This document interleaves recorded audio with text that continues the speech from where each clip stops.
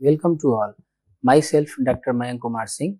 The course name is Fundamental of Economics and Financial Market. The Module 1, Lecture 4. पिछले 3 lecture में हमने ये जाना what is a probability and what is the use of a theorem, the probability, additional, multiplication, as well as how to calculate the inverse probability, posterior probability जिसे हमने Bayes theorem के through देखा. साथ ही साथ हमने ये जाना व्हाट इज रैंडम वेरिएबल और रैंडम वेरिएबल कितने तरह के होते हैं and what is the expected value as well as variance. साथ ही साथ हमने ये भी देखा what is the probability distribution और उसमें हमने 3 तरह के डिस्ट्रीब्यूशन को समझा. पहला बाइनोमियल, दूसरा पॉइसन और तीसरा normal distribution. Now today class started with the definition, meaning of a function as well as non-stochastic relation, error and its type and the stochastic relation. जिस तरीके से हमने ये देखा कि अगर कोई रैंडम एक्सपेरिमेंट हो रहा है तो उसमें जो आउटकम है वो 2 तरह का हो सकता है, या तो वो आउटकम फाइनाइट हो या तो जो आउटकम है वो नॉन फाइनाइट हो, नॉन यूनिक हो. हमारे पास कोई एक बेसिक एक फाइनल रिजल्ट ना हो, जैसे किसी सिक्के का उछाला जाना, we just slap a coin. तो there is a 2 type outcome. तो डिसीजन मेकिंग तब थोड़ा कठिन हो जाता है when there is a more than one outcome. लेकिन उसके पहले हमें ये जानना होगा कि what is a function and what is a relation. तो बेसिकली इन अ स्टैट्स और a math, function is a just relationship between the variables, and the variable is a 2 type. First is a dependent and second is a independent. Independent variable को generally हम output और set of output के नाम से जानते हैं, और input the dependent variable तो हम ये भी कह सकते हैं कि a function is a relationship between a set of input and a set of output where each input is related to the exactly one output. Independent variable in a math, the variable is a independent which is firstly derived, no error and stimulated the affected the calculated the second one. और ये जिसको calculate करता है, जिसको ये target करता है, उसे हम डिपेंडेंट वेरिएबल कहते हैं, जो किसी दूसरे पे डिपेंड करता है. तो अगर हम ये कहें कि अगर कोई हमारा वेरिएबल है वो इंडिपेंडेंट है और उसे हम x से दिखाएं इन अल्फाबेटिकली, और डिपेंडेंट वेरिएबल को अगर हम y से दिखाएं तो हम कह सकते हैं y is a function of x. यहाँ पर हमने एक वेरिएबल को इंडिपेंडेंट लिया है और एक वेरिएबल डिपेंडेंट है, तो हम कह सकते हैं this is a simple relation, this is a simple functional form of a mathematical और इकोनॉमिक. अगर हम यहीं पर इकोनॉमिक वेरिएबल इनकॉर्पोरेट कर दें और हम डिमांड लॉ के थ्रू अगर इसे समझने का प्रयास करें, तो अगर हम ये कहें कि demand is a dependent variable and it's affected by the price, तो हम लिख सकते हैं D is a function of price. This is a functional relation. इसी तरीके से हम इकोनॉमिक्स में बहुत तरीके से, बहुत बार या बहुत जगह डिपेंडेंट और इंडिपेंडेंट वेरिएबल के फंक्शन को समझ सकते हैं. अगर हमारा डिपेंडेंट एक है और इंडिपेंडेंट भी एक है तो ये एक सिंपल फंक्शनल फॉर्म हुआ. लेकिन अगर हमारे पास मोर देन वन इंडिपेंडेंट है तो ये मल्टीपल मॉडल है. जैसे मान लिया हमने ये कहा कि D is a function of price as well as income, तो it's also a functional form. तो this is a multiple independent variable affected the dependent. तो यहाँ पर अगर हम मॉडल बनाएंगे तो ये मल्टीपल रिग्रेशन मॉडल बनेगा. अगर हमारे पास सिंगल मॉडल है तो ये सिंपल रिग्रेशन मॉडल की बात की जाएगी. अब रिलेशन, जब फंक्शनल रिलेशन होता है तो वो 2 तरह का होता है. पहला non stochastic relation. In a stat, in a descriptive stat, जब हम शुरुआत में, जब हमारे पास एक फाइनाइट वेरिएबल्स होते हैं जिसमें किसी भी तरह का रेंडमनेस नहीं होता, if the result is actually unique, if the occurrence, the outcome is unique, तो ऐसे रिलेशन को हम नॉन स्टोकेस्टिक रिलेशन कहते हैं. जैसे मान लिया हमने ये कहा कि हमारे पास एक वेरिएबल है जिसे हम x कहेंगे and treated as a independent and we have a y treated as a dependent variable. तो अगर हमारा मॉडल बना y is equal to alpha plus beta x, और अगर अल्फा की वैल्यू 5 है और बीटा की वैल्यू 0.5 है, तो हमारे पास जो इक्वेशन फॉर्म है हुआ वो है y is equal to 5 plus 0.5x. ऐसी स्थिति में अगर हम x की वैल्यू को यहाँ पर रखें तो उससे y की वैल्यू हम डिफाइन कर सकते हैं, बता सकते हैं। अगर हमने x की वैल्यू 0 रखी तो y इज इक्वल टू 5, अगर x की वैल्यू मैंने 1 रखी तो y की वैल्यू होगी 5.5, अगर x की वैल्यू 2 है तो y की वैल्यू होगी 6, अगर x की वैल्यू 3 है तो y की वैल्यू होगी 6.5, अगर x की वैल्यू 4 है तो y की वैल्यू 7। ऐसे ही हम आगे बढ़ सकते हैं। इसका मतलब ये है कि for a particular value of x there is a unique value of y। इसका मतलब x की एक वैल्यू के लिए y की एक ही वैल्यू है, एक से ज्यादा वैल्यू नहीं है। ऐसे रिलेशन को हम फाइनाइट रिलेशन की भी संज्ञा दे सकते हैं। इसका मतलब इसमें किसी भी तरह की संभावना जुड़ी नहीं है, तो ऐसे रिलेशन को हम नॉन स्टोकेस्टिक रिलेशन कहते हैं। इसे हिंदी में गैर प्रसंभाव्य संबंध भी कहा जा सकता है। लेकिन in a empirical study when there is a chance of probability, there is a chance of more than one outcome, यदि हमारे पास किसी भी तरीके से, किसी भी वजह से, अगर डिसीजन मेकिंग प्रोसेस में अगर इंडिपेंडेंट वेरिएबल के एक वैल्यू के रहने पर अगर डिपेंडेंट की वैल्यू एक से ज्यादा बार टारगेट होती है तो हमारा रिलेशन बदल जाता है। नॉन स्टोकेस्टिक रिलेशन को हम इसी से इक्वेशन के थ्रू देख सकते हैं। अगर हम यहाँ y is equal to 5 plus 0.5x जो हमारा प्रीवियस एग्जाम्पल है, अगर उससे हम एक रिलेशन ड्रा करने का प्रयास करें x कोऑर्डिनेट और y कोऑर्डिनेट में, तो हमें एक तरीके की एक लाइन मिलेगी जिसे हम सिंपल रिग्रेशन लाइन भी कह सकते हैं, जो कि स्ट्रेट लाइन होगा y ऑन x। इसे हम लिख सकते हैं this is a regression equation y on x, simple. ये एक तरीके का नॉन स्टोकेस्टिक रिलेशन का तरीका है, नॉन स्टोकेस्टिक रिलेशन का एक नमूना है। ये सिंपल भी हो सकता है। अब ऐसा क्या है जिससे हम स्विच करते हैं कि हमारा रिलेशन जो है वो नॉन स्टोकेस्टिक हमेशा नहीं रहता?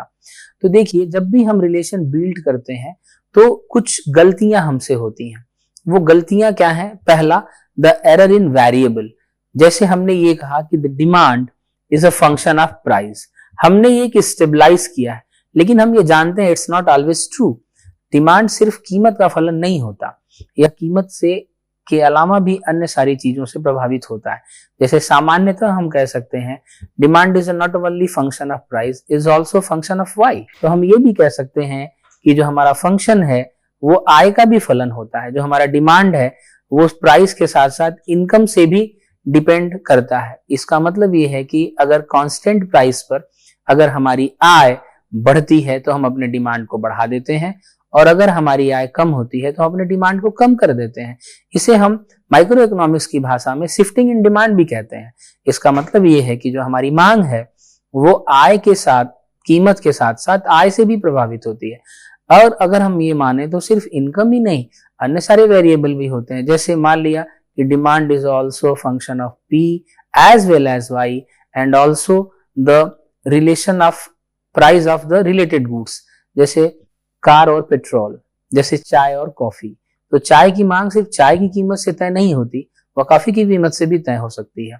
उसी तरीके से कार की मांग सिर्फ कार की कीमत से ही नहीं, वो तेल की कीमत से, वो पेट्रोल और डीजल की कीमत से भी तय हो सकती है। उसी तरीके से डेमोन्स्ट्रेशन, हमारे पास एक प्रदर्शन नाम की भी चीज होती है जिसके थ्रू हम अपने डिमांड को डिसाइड कर सकते हैं। As well as atmosphere condition, हमारे पास एटमॉस्फेयर कंडीशन भी होते हैं जिनके थ्रू हम मांग को देखते हैं। रिचुअल्स, हमारे जो सामाजिक रीति रिवाज होते हैं, जैसे मैरिज या जिस भी तरीके के सामाजिक रीति रिवाज क्षेत्र के जगह बदलने पर, लोगों के बदलने पर, वो भी मांग को प्रभावित करते हैं।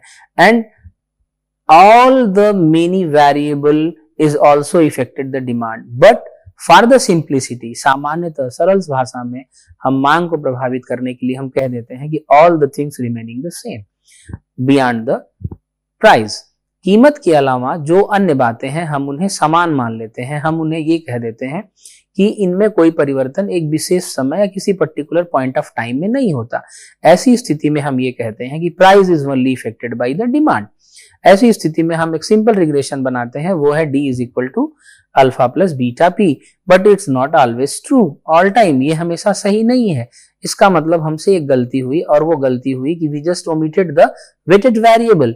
ऐसे वेरिएबल जो मांग को प्रभावित कर सकते थे लेकिन कीमत के अलावा उनको हमने कांस्टेंट मान लिया, उन्हें हमने ये कहा कि इनका मांग को प्रभावित करने की जो तरीके हैं उन्हें हम स्टडी नहीं कर रहे हैं, हमने उन्हें अपने मॉडल से ओमिटेड कर दिया। तो it's a error, this error is known as a error in variable. इस गलती को हम एरर इन वेरिएबल कहते हैं। दूसरी जो गलती हो सकती है वो है एरर इन इक्वेशन।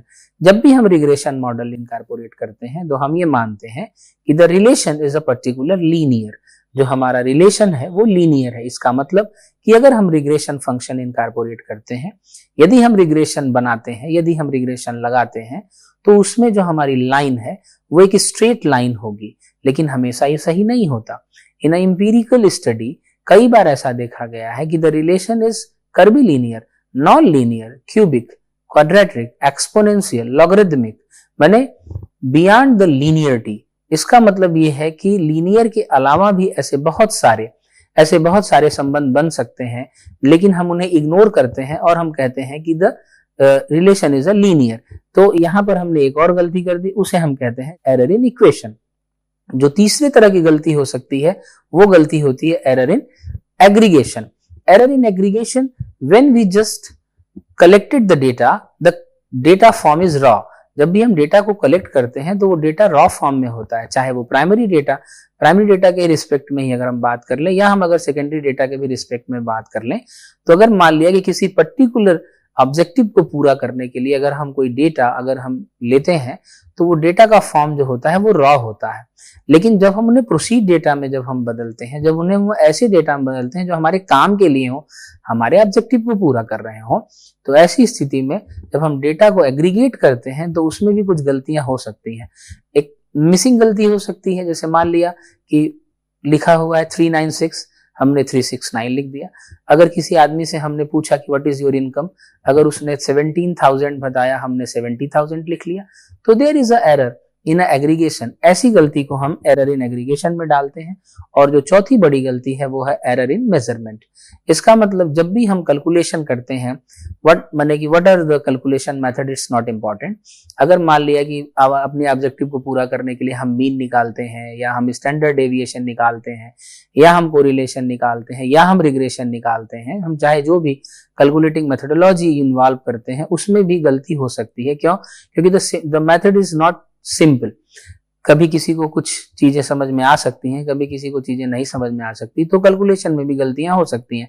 ऐसी गलतियों को हम एरर इन मेजरमेंट में डाल देते हैं। इसका मतलब यह है कि जब भी हम किसी मॉडल को एस्टिमेट करते हैं तो इन 4 तरह की गलती को इनकॉर्पोरेट किया जा सकता है, और जब इन गलतियों को हम इग्नोर करते हैं तो ये हमारा रिग्रेशन मॉडल है। इसका मतलब जब हम रिग्रेशन मॉडल कैलकुलेट करते हैं तो ये 4 तरह की गलतियां हो सकती हैं। लेकिन यहां पर एक बात जरूर ध्यान में रखी जाए कि गलतियां चारों एक साथ नहीं हो सकती। किसी मॉडल में सिर्फ एक गलती हो सकती है, किसी में 2 गलतियां हो सकती हैं, किसी में 3 हो सकती है, किसी में 4 गलती हो सकती है। लेकिन जब रिलेशन इंगेज करते हैं, जब हम रिलेशन को कैलकुलेट करते हैं, तो वहां हम ये नहीं जान पाते कि इसमें किस तरह की गलतियां हैं। गलतियां हैं, इट्स अ फैक्ट, बट किस तरह की गलती है हम ये नहीं जान सकते। इसका मतलब ये जो एरर है, this is a randomly included. ये जो एरर है वो रेंडमली इंक्लूड हो जाता है, और जैसे ही हमने रेंडम शब्द का प्रयोग किया, it means this is a problem of, this is a matter of probability. तो जब इन एरर को हम अपने रिलेशन में इंट्रोड्यूस करते हैं तो हम इस एरर को अपने कैलकुलेशन में ऐड करते हैं। क्यों? क्योंकि अगर हम अपने एरर को अपने कैलकुलेशन में ऐड नहीं करेंगे तो हमारा जो एस्टिमेशन होगा वो एग्जैक्ट नहीं होगा। तो एग्जैक्ट एस्टिमेशन के लिए हम जो अपना एरर है उसे ऐड कर लेते हैं। तो हमारा जो प्रीवियस मॉडल है वो है y is equal to 5 plus 0.05x। यहां पर हमने एरर इंक्लूड कर दिया u। This is a aggregate error. ये एरर एग्रीगेट है, इसका मतलब this is a representation of all the error in equation, the error in variable, the error in measurement, the error in aggregation, ये सबका एक साथ रिप्रेजेंट करता है। तो जैसे ही इस एरर को हम जोड़ देते हैं, ये एरर एक रैंडम वेरिएबल है। इसका मतलब ये है कि इसमें वो 3 गुण पाए जाएंगे जो रैंडम वेरिएबल में पाए जाते हैं। और रैंडम वेरिएबल में वो 3 गुण क्या है आप जानते हैं, ये प्रीवियस लेक्चर में हमने पहले ही डिस्कस कर लिया है। तो रैंडम वेरिएबल है, इसका मतलब इसमें पहली जो प्रॉपर्टी होगी वो होगी कि the result is more than 1। इसमें जो रिजल्ट है वो 1 से ज्यादा होगा। तो इसका मतलब इसमें हम रिजल्ट एक से ज्यादा कर लेते हैं। तो हम इमेजिनरी एक समझने के तौर पे हम ये मान लेते हैं कि जो एरर है ये इसकी 3 वैल्यू हो सकती है, या तो एरर +1 हो, या तो एरर 0 हो, या तो एरर -1 हो। समझने के लिए हमने 3 किया, हम इसे 5, 6, 7 कुछ भी कर सकते हैं। हमने यहाँ सिंपलेस्ट वे में रखने के लिए इसे 3 कर लिया। Now the second property of random variable, all results are known, सारे हमें वैल्यू पता हो। तो हमने 3 ही गलती इमेज की है, हमें 3 ही वैल्यू हमने ली है, -1, +1 और 0, 3 से ज्यादा नहीं है, तो इसका मतलब second property is also true here. और तीसरा जो है, each and every result have its own probability. तो हम ये मान लेते हैं कि +1 आने की प्रोबेबिलिटी 0.05, 0 आने की प्रोबेबिलिटी है 0.05 और -1 होने की प्रोबेबिलिटी है 0.25। और इनका जोड़ 1 होना चाहिए। क्यों? क्योंकि हमें ये नहीं भूलना है कि प्रोबेबिलिटी का जोड़ 1 होता है। तो 0.25 + 0.5 + 0.25, it means the summation of probability is equal to 1। इसका मतलब this is a probability distribution. तो अब देखिए x की 0 वैल्यू के लिए हमारे पास एक एरर भी आ गया। Now error is also affected the y। अब ये एरर भी y को इफेक्ट कर रहा है। बियॉन्ड इंस्टेड ऑफ x के साथ ही ये y को भी इफेक्ट कर रहा है। लेकिन यहां हमें ये ध्यान रखना है कि x और u के बीच किसी भी तरह का संबंध नहीं है। x इंडिपेंडेंटली y को प्रभावित करता है, साथ ही साथ u is independently affected the y। अब हुआ क्या कि जब रिलेशन हमारा नॉन स्टोकेस्टिक से स्टोकेस्टिक में बदल गया, तो x इज इक्वल टू 0 के लिए जो y की वैल्यू सिर्फ 5 थी, जो फाइनाइट थी, यूनिक थी, अब यहां पर यूनिक नहीं रह गई। अब x के 0 के लिए y की 3 वैल्यू है। एरर के +1 करने पर ये 5 + 1 इज इक्वल टू 6 और इसकी प्रोबेबिलिटी 0.25। एरर के 0 रहने पर इसकी वैल्यू है 5 और इसकी प्रोबेबिलिटी है 0.5 और एरर के -1 रहने पर इसकी वैल्यू है 4 और इसकी प्रोबेबिलिटी वैल्यू हो गई 0.25। इसका मतलब यह है कि in stochastic relation for a particular value of x there is a probability distribution exist. जब हम यहाँ पे अपनी बात करेंगे तो हम ये देखेंगे कि प्रोबेबिलिटी डिस्ट्रीब्यूशन हमें मिल जाता है किसी पर्टिकुलर एक वैल्यू ऑफ x के लिए। x की एक वैल्यू के लिए y का पूरा प्रोबेबिलिटी डिस्ट्रीब्यूशन क्रिएट हो गया। हम इसे 1 के रिस्पेक्ट में भी देख सकते हैं। अगर हम x की वैल्यू 1 रखते हैं तो भी हम देखेंगे कि y की 3 वैल्यू है, 6.5, 5.5 एंड 4.5। 6.5 होने की प्रोबेबिलिटी है 0.25, 5.5 होने की प्रोबेबिलिटी है 0.5, 4.5 होने की प्रोबेबिलिटी है 0.25। इसी तरीके से हम x is equal to 2, x is equal to 3, x is equal to 4, x is equal to 5 हम रखते जाएंगे। x की हर एक वैल्यू के लिए y का पूरा प्रोबेबिलिटी डिस्ट्रीब्यूशन होगा। और ये जो प्रोबेबिलिटी डिस्ट्रीब्यूशन यहाँ आया है, ये नॉट डिपेंड ऑन x, ये x के ऊपर डिपेंड नहीं कर रहा है। It's here for the reason the inclusion of error. ये एरर के इंक्लूजन की वजह से आया। इसका मतलब इसका जो प्रोबेबिलिटी डिस्ट्रीब्यूशन है इसके लिए जिम्मेदार u है। इसका मतलब ये है कि u के रहने पर हमारा जो रिलेशन है वो नॉन स्टोकेस्टिक से स्टोकेस्टिक रिलेशन में बन गया। और अगर हम इसे एक रिग्रेशन लाइन के थ्रू देखना चाहें तो हम यहाँ देखेंगे कि रिग्रेशन लाइन में अब किसी भी point of time if x is equal to 1, तो यहाँ आप देखिए y की 3 वैल्यू है, y की 3 वैल्यू है 6, 5 एंड 4 और सबकी अपनी अपनी प्रोबेबिलिटी। 2 के लिए भी 3, 3 के लिए भी 3। अगर इसे हम आगे बढ़ाते जाएं और हम इसे आगे चलते जाएं तो 4 के लिए भी 3 वैल्यू इनकॉर्पोरेट करेगा। इसका मतलब कि now the regression line is going through in a range, वो एक रेंज में जाएगा। इसका मतलब वो एक रेंडमनेस बना लिया। तो ऐसे रिलेशनशिप को हम स्टोकेस्टिक रिलेशन कहते हैं, प्रसंभाव्य संबंध कहते हैं। तो जैसे ही हम प्रसंभाव्य संबंध की तरफ जाते हैं तो हम उसे कैलकुलेट कैसे करें, हम उसे इनकॉर्पोरेट कैसे करें, हम इसे भी जान सकते हैं एक चार्ट के थ्रू। तो मान लिया हमारे पास एक इकोनॉमिक स्टेटमेंट है, हमारे पास एक इकोनॉमिक फेनोमेना है, एक इकोनॉमिक स्टेटमेंट है जिसमें हम ये कहते हैं कि the demand is a function of price. हम ये कहते हैं कि जो हमारा डिमांड है वो एक प्राइस का फंक्शन है। This is a chart of the econometrics also, हम इसे इकोनोमेट्रिक्स का भी चार्ट कह सकते हैं। लेकिन नॉन स्टोकेस्टिक रिलेशन और स्टोकेस्टिक रिलेशन को हमें देखना है तो हमें इकोनोमेट्रिक्स की बात करनी होगी, क्योंकि stochastic relation is a matter of the econometrics and econometrics is a practical part of statistics. तो जब हमारे पास एक इकोनॉमिक स्टेटमेंट होता है जिसमें हम ये कहते हैं D is a function of P, फिर हम इसका एक मैथमेटिकल स्पेसिफिकेशन करते हैं तो जब हम मैथमेटिकल स्पेसिफिकेशन करते हैं तो अब आप जानते हैं मैथमेटिकल इकोनॉमिक्स के थ्रू हम जाते हैं, लेकिन मैथमेटिकल इकोनॉमिक्स की एक डिमेरिट है कि वो हमें सिर्फ मैथमेटिकल फॉर्म में अपनी बातें को कर देता है, उसके आगे वो नहीं जा पाता। तो हम एक मैथमेटिकल फॉर्म बनाते हैं तो हम ये कहेंगे कि d is equal to alpha plus beta p and this is a simple regression, this is a simple regression and it's also the non stochastic relation. इसी को हम नॉन स्टोकेस्टिक रिलेशन कह सकते हैं। तो this is a non stochastic relation. पहले ही हमने आपको बता दिया कि non stochastic relation is a relation when for a particular value of an independent variable there is only one value of a dependent variable। इसका मतलब हमारे पास एक फाइनाइट और यूनिक वैल्यू इंडिपेंडेंट वेरिएबल की है और उसके रहने पर एक यूनिक और एक एग्जिस्ट वैल्यू होगी y की, एक से ज्यादा वो नहीं हो सकती। लेकिन there is some errors, error in equation, error in aggregation, error in variables, error in measurement। तो इनके वजह से हमारा जो फॉर्म है वो स्टोकेस्टिक बन जाता है और वो हो जाता है d is equal to alpha plus beta p plus u। ऐसी स्थिति में हम u ले आते हैं और यहाँ पर जब हम डेटा हमारे पास होता है तो डेटा के साथ जब हम इनकॉर्पोरेट करते हैं तो हम मॉडल को एस्टिमेट करते हैं, हम मॉडल को एक एस्टिमेट फॉर्म कर देते हैं और हमारे पास एस्टिमेट जब हम करते हैं तो एस्टिमेट करते हैं तो जो हमें मिलेगा उसे हम एस्टिमेटर कहेंगे। तो अल्फा को जब हम एस्टिमेट कर लिया तो हमने मान लिया एक एस्टिमेटर अल्फा कैप और हम बीटा को एस्टिमेट करते हैं तो हमने मान लिया beta cap. But alpha cap beta cap is not only estimated also verified, हम इसे वेरीफाइड भी करेंगे। जरूरी नहीं है कि ये हमारा जो एस्टिमेटेड वैल्यू है ये सही है या सिग्निफिकेंट है या नहीं, हम इसे देखेंगे। तो इसमें जो पहले तरह की टेस्टिंग होती है उसे हम कहते हैं गुडनेस ऑफ फिट। तो उसमें हम गुडनेस ऑफ फिट टेस्ट देखते हैं कि ये मॉडल को कितना फिट करता है, मॉडल कितना फिट है। और अगर गुडनेस ऑफ फिट हमारे पास यस है, अगर हम गुडनेस ऑफ फिट हमारा हो गया, मॉडल हमारा फिट है तो ठीक। लेकिन अगर हमारा मॉडल नो है, अगर ये फिटेड नहीं हुआ, अगर ये मॉडल वेरीफाइड नहीं हुआ तो हम मॉडल को रिजेक्ट कर देते हैं, हम मॉडल को रिजेक्ट कर देते हैं। बट अगर मॉडल हमारा एक्सेप्ट हो जाता है, यस हो जाता है, तो हम दूसरे टेस्ट की तरफ चलते हैं।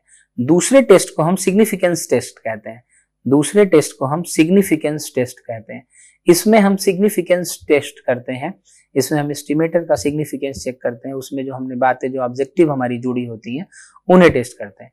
जब सिग्निफिकेंस टेस्ट करते हैं तो इसमें भी हमारे पास दो बातें हो सकती हैं, या तो ये स्वीकार की जाएंगी या तो यस होंगी, हमारी जो हाइपोथेटिकल वैल्यू है वो यस होगी या तो ये नो होगी। ऐसी स्थिति में अगर ये यस है तो ठीक, लेकिन अगर ये नो होगी तो हम मॉडल को यहाँ फिर से रिजेक्ट कर देते हैं। और अगर यस होगी तो हम तीसरे टेस्ट की तरफ चलते हैं। तीसरे टेस्ट को कहते हैं beyond the data test, beyond the data test. अब ये बियॉन्ड द डेटा टेस्ट क्या है? हमेशा हम ये देखते हैं कि डेटा जो होता है वो पास्ट होता है या तो वो प्रेजेंट होता है, लेकिन जब हम किसी भी चीज को, किसी भी इक्वेशन को, किसी भी रिलेशन को एस्टिमेट करते हैं तो हमारी जो ऑब्जेक्टिविटी होती है in economics as well as statistics, हमारा जो मेन पर्पज है वो है प्रेडिक्शन का, वो हमारा जो पर्पज है वो है फॉरकास्टिंग का। तो जब हम फॉरकास्टिंग की बात करेंगे, जब हम फॉरकास्ट वैल्यू लेंगे तो उसमें हमारे पास जो डेटा है वो फ्यूचर डेटा है, वो एक्सपेक्टेड एस्टिमेटेड डेटा है। ऐसी स्थिति में हम जब डेटा को एस्टिमेट करते हैं तो हमारे पास ये भी चेक करना होगा कि डेटा के बाहर भी ये टेस्ट काम करेगा या नहीं करेगा। अगर डेटा के बाहर वो टेस्ट काम नहीं करता तो वो बियॉन्ड द डेटा टेस्ट में हम टेस्ट करेंगे। अगर हमारा जो मेथोडोलॉजी है, हमारा जो estimated value of estimator alpha cap और बीटा कैप है, अगर वो बियॉन्ड द डेटा टेस्ट में सिग्निफिकेंस नहीं है, अगर सिग्निफिकेंस नहीं है तो हमारा ये मॉडल रिजेक्ट हो जाएगा। तो हम बियॉन्ड द डेटा टेस्ट भी करते हैं। तो यहाँ भी हमें दो तरह के रिजल्ट नोन होंगे, पहला होगा यस और दूसरा होगा नो। जब दूसरा नो है, अगर हमारा यहाँ भी नो हो गया तो हमारा मॉडल फिर से रिजेक्ट हो जाएगा। लेकिन अगर हमारा मॉडल तीनों स्टेज में पास हो गया, तीनों टेस्ट में, माने पहले टेस्ट में गुडनेस ऑफ फिट, दूसरे टेस्ट में सिग्निफिकेंस और तीसरे टेस्ट में बियॉन्ड द डेटा में भी अगर हमारा ये तीनों टेस्ट पास हो गया तो हम फिर मॉडल को एक्सेप्ट कर लेते हैं। हमारा मॉडल जो है वो एक्सेप्ट हो जाता है और जब हमारा मॉडल एक्सेप्ट हो जाता है तो हमारा ये जो मॉडल है, जो स्टोकेस्टिक मॉडल हमने क्रिएट कर लिया by the inclusion of error, वो हमारा मॉडल दो चीजों के लिए रेडी हो गया। पहला फॉर द पॉलिसी मेकिंग, वो पॉलिसी मेकिंग के लिए यूज में आएगा, और दूसरा है हमारा फॉरकास्टिंग, और जो दूसरा मॉडल है वो हमारा फॉरकास्टिंग के लिए यूज हो जाएगा। इसका मतलब ये है कि हम अपने मॉडल को फोरकास्टिंग और पॉलिसी मेकिंग के लिए यूज कर सकते हैं। तो this is a tentative framework when there is a stochastic relation exist. हमारे पास अगर रिलेशन एग्जिस्ट होता है तो हम ये रिलेशन एग्जिस्ट करते हैं। अब यहां पर जो हमारा मैटर है वो है goodness of it, significance test and the beyond the data test. इसका मतलब होता है कि verification is a very important thing. Verification is a important thing, इसका मतलब ये है कि हम इन्हें टेस्ट करते हैं। तो जब हम इन्हें टेस्ट करते हैं तो हम टेस्ट करने के पहले हम एक टेंटेटिव स्टेटमेंट क्रिएट करते हैं जिसे हम हाइपोथेसिस कहते हैं। और जब हम हाइपोथेसिस टेस्ट करते हैं तो इसे हम हाइपोथेसिस टेस्टिंग करते हैं। इसका मतलब ये है कि हमें यहाँ ये भी जानना होगा कि what is the meaning of the population and what is the meaning of the sample. तो हम आप जानते हैं कि जब हम डेटा इनकॉर्पोरेट करते हैं तो हमारे पास एक पॉपुलेशन होता है। पॉपुलेशन जो होता है वो हेट्रोजीनियस होता है। जो पॉपुलेशन होता है वो हेट्रोजीनियस होता है, वो छिटका होता है। ज्योग्राफिकल इशू या किसी भी तरीके का रिचुअल इशू होता है, वो किसी भी तरीके का हो सकता है। अब पॉपुलेशन जो होता है वो बड़ा होता है। पॉपुलेशन जो होता है वो हेट्रोजीनियस होता है। हमारे पास लैक ऑफ टाइम, हमारे पास समय नहीं है। क्यों? क्योंकि अगर हम किसी भी तरीके की ऑब्जेक्टिविटी क्रिएट करते हैं तो हमें बहुत ज्यादा समय अगर उसको एनालिसिस में लेंगे तो जब तक रिजल्ट आएगा तब तक वो थ्योरी इनएप्रोप्रिएट हो जाएगी। इसका मतलब हमारे पास समय नहीं। दूसरा, we have less of resources, हमारे पास रिसोर्स भी नहीं है इतने कि हम इतने बड़े पॉपुलेशन को एक साथ पढ़ सके। उसके साथ not the efficiency as well, हमारे पास इतनी कुशलता भी नहीं होती कि हम पूरे पॉपुलेशन को एक साथ पढ़ सके। ऐसी स्थिति में हम सैंपलिंग के थ्रू इस पॉपुलेशन से कुछ ड्रॉ करते हैं होमोजीनियस फॉर्म, जिन्हें हम सैंपल कहते हैं। तो सैंपलिंग से हम सैंपल ड्रॉ करते हैं, वो ढेर सारे तरीके होते हैं। Random sampling, non random sampling, random sampling के अलग अलग तरीके हैं। नॉन रैंडम सैंपलिंग में भी हम स्ट्रेटिफाई, परपजिव, स्नोबॉल सैंपलिंग यूज करते हैं। तो उसके थ्रू हम सैंपल निकालते हैं। अगर हमने सैंपल एक निकाला तो उसे सैंपल कहेंगे, अगर हमने एक से ज्यादा सैंपल निकाला तो उसे सैंपलिंग डिस्ट्रीब्यूशन कह देंगे। तो सैंपलिंग, डिस्ट्रीब्यूशन और सैंपल। तो जब हम पॉपुलेशन के बारे में कोई स्टैटिस्टिकल कंक्लूजन देते हैं तो उसे हम पैरामीटर कहते हैं। तो उसे हम पैरामीटर कहते हैं। और जब हम सैंपल में कोई चीज कैलकुलेट करते हैं, जब हम सैंपल के बारे में कोई स्टैटिस्टिकल कंक्लूजन कहते हैं तो उन्हें हम स्टैटिस्टिक कहते हैं। उन्हें हम स्टैटिस्टिक कहते हैं। तो जो हमारा मेन फंक्शन है, जो हमारा मेन ऑब्जेक्टिव है, वो ये है to check the difference between parameter and the statistic. तो जब हम पैरामीटर और स्टैटिक की बात करेंगे, जैसे मान लिया अगर हम मीन की बात करते हैं तो जैसे हम पॉपुलेशन मीन को म्यू लिखते हैं, सैंपल मीन को हम एक्स बार लिखते हैं। ठीक उसी तरीके से हम स्टैंडर्ड डेविएशन ऑफ पॉपुलेशन को सिग्मा लिखते हैं, सैंपल स्टैंडर्ड डेविएशन को एक्स लिखते हैं। तो this is a parameter and this is a statistic. तो जब हम पॉपुलेशन की बात करते हैं तो पॉपुलेशन हम कैलकुलेट नहीं कर सकते due to some rigidity, lack of time, lack of resource, हमारे पास इफिशियंसी नहीं है, हेट्रोजीनियस है। तो हम उसमें सैंपल निकालते हैं जो हमारे पास होमोजीनियस होगा, जो हमारे पास इफिशियंसी के साथ हम उसका काम कर सकते हैं, हमारे रिसोर्स बच जाते हैं, हमारे समय की भी बचत होती है। तो हम सैंपल के थ्रू बात करते हैं और सैंपल का जो रिजल्ट आता है हम उसे पूरे पॉपुलेशन पे इनकॉर्पोरेट कर देते हैं। तो ऐसी स्थिति में जो हमारा बेस्ट सैंपल है वो पॉपुलेशन का रिप्रेजेंटेशन होना चाहिए, बेस्ट रिप्रेजेंटेशन होना चाहिए। ऐसी स्थिति में हम एक टेंटेटिव डिफरेंस चेक करते हैं और सिर्फ डिफरेंस चेक नहीं करते, हम उसके सिग्निफिकेंस को भी चेक करते हैं। और सिग्निफिकेंस जब हम उसके चेक करते हैं उसी को हम हाइपोथेसिस टेस्टिंग कहते हैं, जो हमारे आगे आने वाले वीडियो में समझाया जाएगा। और आज हमने समझा कि रिलेशन स्टोकेस्टिक है, नॉन स्टोकेस्टिक है। अगर हमारा रिलेशन स्टोकेस्टिक है तो वो किस तरीके से एस्टिमेट होगा और वो क्यों होगा। धन्यवाद, थैंक यू।